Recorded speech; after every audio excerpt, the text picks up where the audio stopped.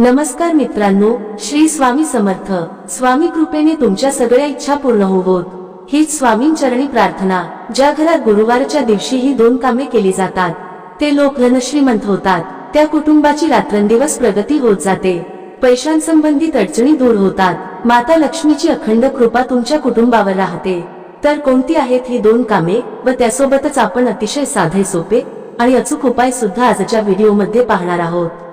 यासाठी तुम्हाला कोणतीही पूजा, पाठ, व्रतवैकली, अनुष्ठान करण्याची गरज नाही. तुम्ही हे उपाय प्रत्येक गुरुवारी करू शकता. यामुळे तुमचा बृहस्पती ग्रह हा मजबूत होतो. पण त्याआधी तुमची ही श्री स्वामी समर्थ महाराजांवर श्रद्धा असेल तर व्हिडिओला मनापासून एक लाईक नक्की करा आणि कॉमेंट बॉक्स मध्ये श्री स्वामी समर्थ लिहायला विसरू नका. चॅनेल सबस्क्राईब करा. हे उपाय प्रत्येक गुरुवारी केल्यामुळे आपला गुरुग्रह मजबूत होतो. बृहस्पती देवांचा वार हा गुरुवार असल्यामुळे गुरुवारी केलेले जे उपाय असतात त्यांच्यामुळे आपल्या सर्व मनोकामना पूर्ण होतात. ज्या अडचणींचा आपण सध्या सामना करत आहोत त्या अडचणी हळूहळू दूर होतात. भाग्याची साथ आपल्याला मिळू लागते. तसेच नवरा मुलं आपले सर्व ऐकू लागतात. तसेच ज्या महिलांना संतान सुख नाही त्या महिलांना संतान सुख मिळतं. तसेच घरातील महिलेने जर हे उपाय केले तर त्या घरात आनंददायी वातावरण निर्माण होते. घरात सुखद समृद्धी निर्माण होते.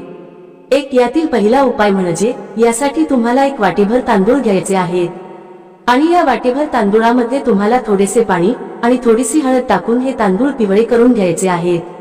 आणि हे वाटीभर तांदूळ तुम्हाला तुमच्या घराच्या आसपास किंवा घराजवळ जिथे पक्षी येतात किंवा तुमच्या गॅलरीमध्ये किंवा घराच्या छतावरती तुम्हाला हे वाटीभर तांदूळ पक्ष्यांसाठी ठेवायचे आहेत. गुरुवारी सकाळी तुम्हाला हा उपाय करायचा आहे. यामुळे काय होतं तर जे पक्षी असतात तर ते पक्षी पिवळे तांदूळ खातात. आपल्याकडून नकळतपणे गुरुवारच्या दिवशी अन्नदान हे होत राहत. त्यामुळे आपल्या कुंडीतील गुरुग्रह हा मजबूत होतो. गुरुग्रह बृहस्पती देव आपल्यावरती प्रसन्न होतात आणि यामुळे आपल्या आयुष्यात, आपल्या जीवनात ज्या काही समस्या आहेत त्या आपल्याला हळूहळू कमी होताना दिसू लागतात. दुसरा उपाय म्हणजे गुरुवारच्या दिवशी तुम्हाला तुमच्या जेवणामध्ये पिवळ्या पदार्थांचा समावेश करायचा आहे.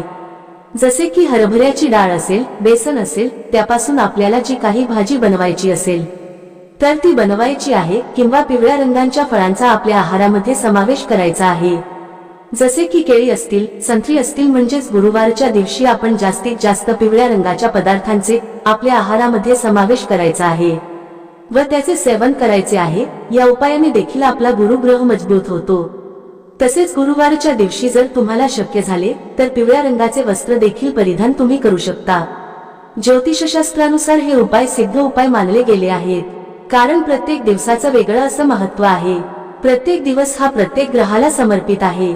तसेच गुरुवार हा गुरुग्रहाला समर्पित आहे.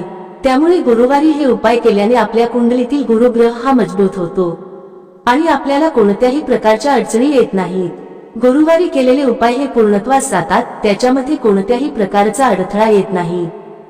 तिसरा उपाय असा आहे की तुम्हाला थोडंसं गव्हाचं पीठ घ्यायचं आहे आणि थोडंसंच बेसन पीठ घ्यायचं आहे. गव्हाचे पीठ जास्त घ्यायचे आहे आणि बेसन पीठ एक चमचाभर घेतलं तरीही चालेल.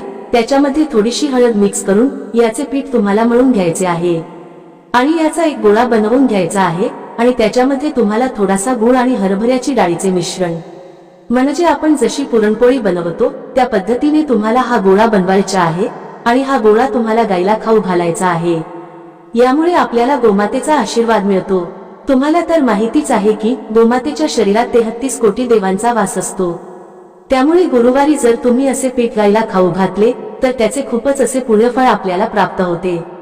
हळूहळू आपली प्रगती होत जाते आणि हे आपल्या लक्षात सुद्धा येत नाही की आपल्या आता चांगले बदल घडू लागले आहेत. तसेच ज्यांचा विवाह होण्यास अडथळा निर्माण होत आहे त्यांचा या उपायाने लवकरात लवकर विवाह होण्यास मदत होईल. विवाह योग लवकर जुळून येईल.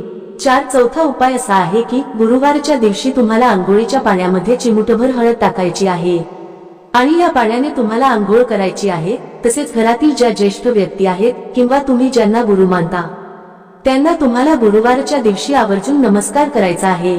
त्यांचे आशीर्वाद तुम्हाला घ्यायचे आहेत. यामुळे तुमच्या कुंडलीतील गुरुग्रह मजबूत होतो. तसेच घरातील महिलेने गुरुवारच्या दिवशी आपले केस कधीही धुवू नयेत. गुरुवारच्या दिवशी केस धुतल्याने आपला गुरुग्रह हा कमकुवत होतो. त्यामुळे गुरुवारच्या दिवशी केस कधीही धुवू नयेत. जर तुम्हाला खरोखरच गुरुवारच्या दिवशी केस धुणे आवश्यक असेल तर तुम्ही आंघोळीच्या पाण्यामध्ये थोडेसे कच्चे दूध टाकून आपले केस धुवू शकता. पाचवा उपाय असा आहे की गुरुवारच्या दिवशी तुम्हाला एका तांब्याच्या कलशामध्ये पाणी घेऊन त्यामध्ये तुम्हाला थोडेसे कच्चे दूध मिक्स करून तसेच त्यामध्ये थोडीशी चिमूटभर हळद देखील टाकायची आहे आणि हे पाणी तुम्हाला तुळशीला अर्पण करायचे आहे. यामुळे भगवान विष्णू आणि माता लक्ष्मी तुमच्यावरती प्रसन्न होतील आणि भगवान विष्णू आणि माता लक्ष्मीचा आशीर्वाद तुमच्यावरती कायम राहील.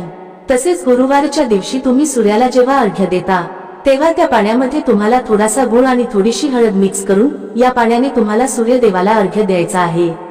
यामुळे सूर्यदेव देखील तुमच्यावरती प्रसन्न होतील आणि तुम्हाला चांगले आरोग्य देखील प्राप्त होईल. तसेच गुरुवारच्या दिवशी तुम्हाला केळीच्या झाडाची पूजा देखील करायची आहे. जर तुमच्या घरामध्ये किंवा घराच्या आसपास केळीचे झाड असेल तर गुरुवारच्या दिवशी तुम्हाला केळीच्या झाडाची पूजा नक्की करायची आहे. कारण केळीच्या झाडांमध्ये भगवान विष्णूंचा वास असतो आणि जिथे भगवान विष्णू असतात तिथे माता लक्ष्मी असतेच.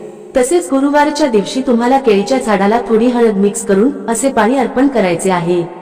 यामुळे सुद्धा भगवान विष्णू आणि माता लक्ष्मी प्रसन्न होतात आणि त्यांचा आशीर्वाद आपल्यावरती कायम राहतो. घरात सुखद समृद्धी राहते आणि ज्या काही अडचणी असतात त्या अडचणी हळूहळू कमी व्हायला सुरुवात होते. तसेच गुरुवारच्या दिवशी तुम्हाला थोडीशी हळद आणि चंदन मिक्स करून त्याचा टिळा आपल्या कपाळावरती लावायचा आहे. यामुळे सुद्धा भगवान विष्णू प्रसन्न होतात आणि गुरुग्रह हा मजबूत होतो.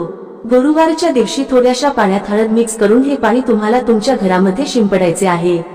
यामुळे तुमच्या घरामध्ये जी काही नकारात्मकता आहे, जी काही निगेटिव्हिटी आहे, ती निगेटिव्हिटी नष्ट होऊन घरातील वातावरण हे सकारात्मक होते. तसेच तुम्ही गुरुवारच्या दिवशी थोडेसे गोमूत्र आणि थोडीशी हळद त्याचबरोबर थोडेसे चंदन घेऊन याचे लेपन तुम्ही घरातील मुख्य प्रवेशद्वाराच्या उंबरठ्यावरती करू शकता. हळदी आपल्या घरामध्ये नकारात्मकता प्रवेश करून देत नाही.